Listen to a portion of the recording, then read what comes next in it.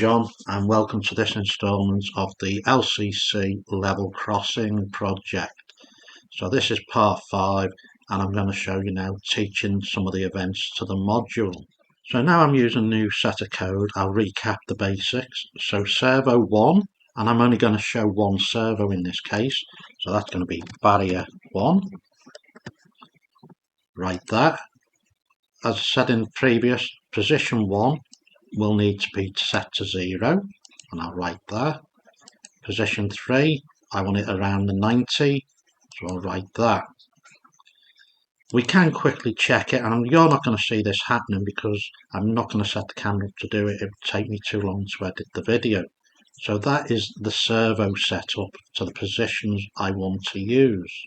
So the next thing I want to do is set up IO1, and in my case it's going to be LED left, right there, and we're going to choose in this case output PA, right there, and I want it to flash at a level of about 3. This, I think, speed works out well. Write those two, and again you can do a quick test and trigger this to make sure it's working. Obviously here I've forgotten to click on save changes, so click on trigger, and yes, I can see my LED is flashing. So the next thing I need to do is set up IO2, and I'm going to call this LED right. Write this. Then I want this to be output PB. Write this, and again set the value to 3.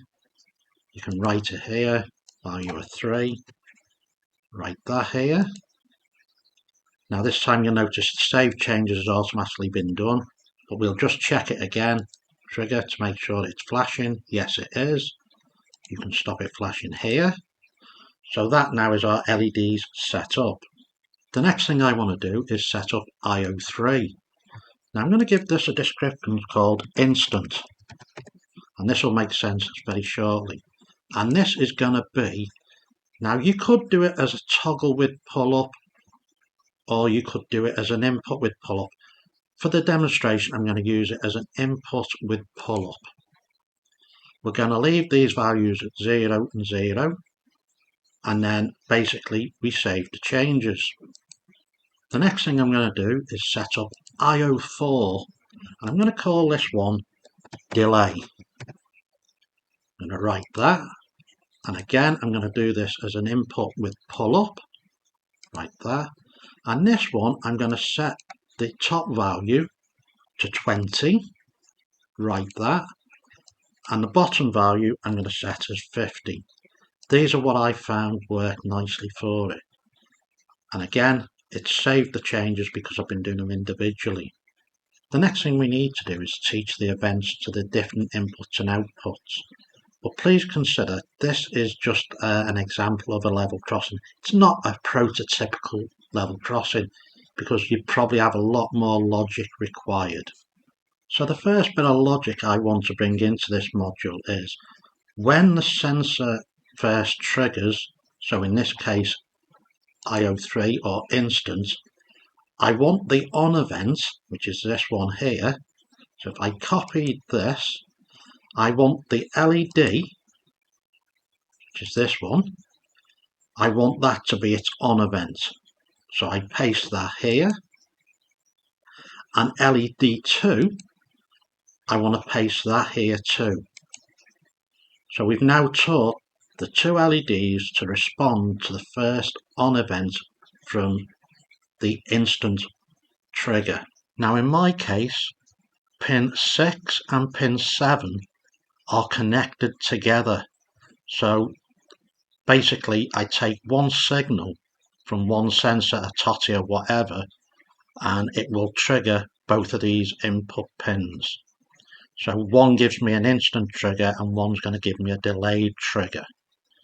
So the important thing here is it's still not saved, so go down to here and click Save Changes. Okay, so that's the first instant trigger of the LEDs. So what do we want to happen next? Well, in this case, I want to use IO4, which is the delayed trigger. I want that, so I want the on event. I'm going to copy that, and that's going to go to position 3 on the servo. Sorry, position 3 on the servo. So we need to paste that. So what will happen is, after the delay of the first trigger, or the instant one, eventually, after so many milliseconds, the second on event will come, and we need to then obviously save this. So when we press the button or the TOTI triggers it, the servo gate will come on after so many milliseconds, depending on what value you put here. I found 20, or the value of 20 worked well. So the next thing I want to teach is an instance event. So when the sensor goes inactive, so say it's a block detector or whatever, I want the servo now to go to its position 1. So I'm going to use the off event from the instance.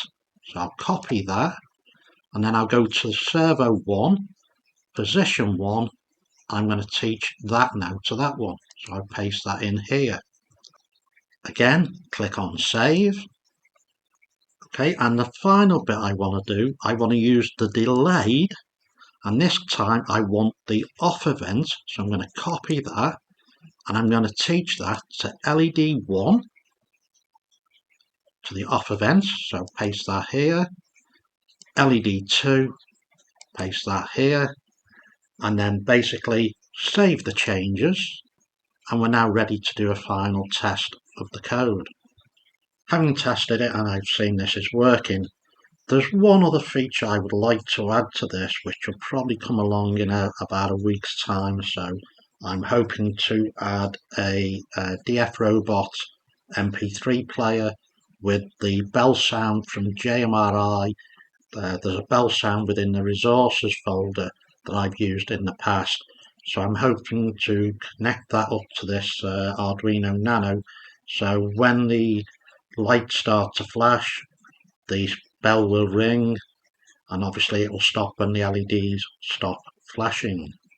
Anyway, thank you again for watching, and thanks again for all the people who have liked the videos. I say, if you would like to subscribe, that helps us as well. And if you'd like to share these videos with friends, again, thank you very much. Again, without David Harris, I would not have got this far with this project.